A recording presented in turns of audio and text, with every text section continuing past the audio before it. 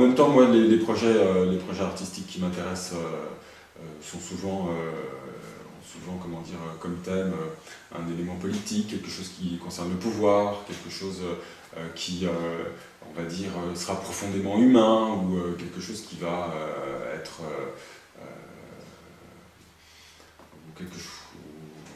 des choses qui seront dérangeantes, enfin, qui vont remettre en question une manière assez conventionnelle de voir un sujet. Un peu comme les bustes de singes. Les bustes de singes, mais en même temps les bustes de singes ne sont pas trop dérangeants, mais cela dit, ils sont très ironiques. Hein. Oui, ce que j'ai appelé les vanités bleu-blanc-rouge, avec des crânes sur un livre bleu-blanc-rouge. Donc là, là évidemment, c'est un choc assez, pour certains désagréable. Je suis en train de faire une sculpture, c'est un homme qui est enceint. Et donc là, il y a quelque chose. Là, un homme enceint, on pourrait se dire, ça tombe tout le sens, ça tombe sous le sens d'imaginer ça, puisque bon, être enceint, c'est porter la vie, et bon, c'est effectivement les hommes ne peuvent pas tomber enceints, mais c'est normal que ça puisse être un fantasme. Cela dit, ce qui est étonnant avec cette sculpture, c'est qu'en la voyant, même si et en se disant a priori, tiens, bon, ok, fine, ça peut être un fantasme, ou ça peut être une manière simplement imagée de concevoir le fait d'avoir des projets, d'être un créateur, et bien en voyant la sculpture, il y a un truc dérangeant qui se passe. Donc ça c'est quand même assez intéressant. Je sais pas, le fait de jouer là-dessus, c'est intéressant, c'est ça. C'est ça, alors, et que ce soit dérangeant, finalement, c'est ça qui est intéressant. C'est subversif. Voilà, exactement. Parce que sinon, ce serait assez gentil de dire, ah voilà, un homme il est enceint. Bon. Mais le fait de le voir et de dire, il y a un truc bizarre là, franchement, je suis pas sûr d'aimer, c'est quand même assez monstrueux cette chose-là. Là, du coup, ça valide, je pense, le sujet et la démarche. Je trouve ça intéressant parce que c'est toi qui l'as fait, c'est toi qui dis ça. Oui, c'est ça, absolument, et c'est moi qui l'ai fait, et selon le moment de la journée où je le regarde, le matin, je me dis, quel truc monstrueux, et franchement, est-ce que c'était une bonne idée de faire ça? C'est vraiment, ah là là, c'est trop laid. Et puis, quelques heures ont passé, et je regarde, je dis, ah si, quand même, c'est intéressant, c'est même beau. Voilà, donc...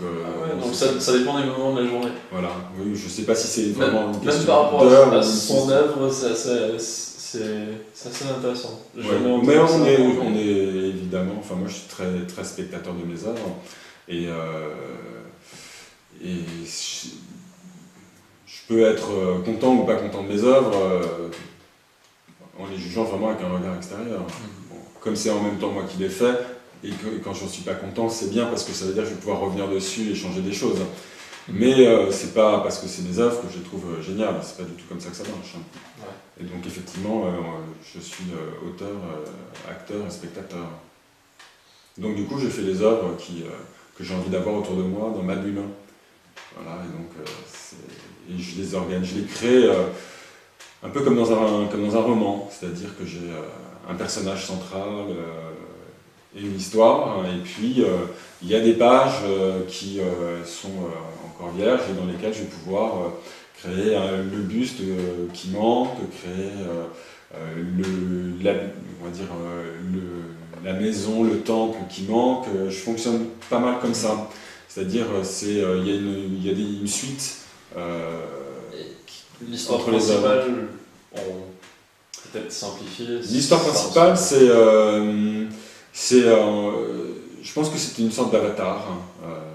Un peu comme le film ou c'est quelqu'un qui me représente.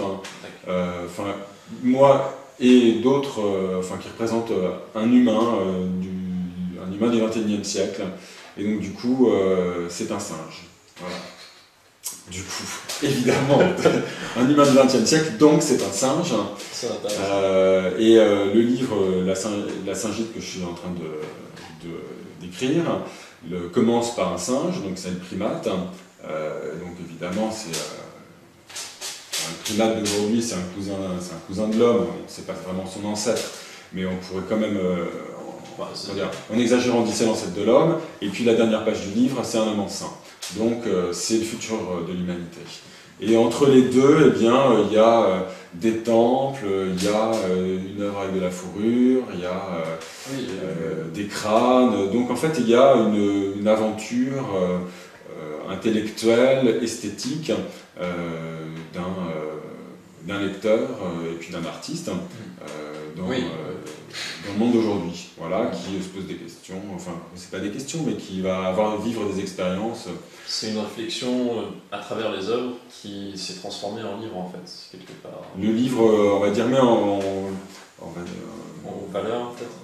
Enfin, c'est un livre sur ces œuvres-là, avec les textes qui manquaient, parce qu'en fait, les textes, c'est comme des bulles dans une bande dessinée. Ce serait... une bande dessinée. La Saint-Gilles, c'est un peu une bande dessinée, mais avec des œuvres en 3D. Voilà. C'est comme ça que ça fonctionne. Donc, du coup, ça change, ça va pas du tout changer le monde.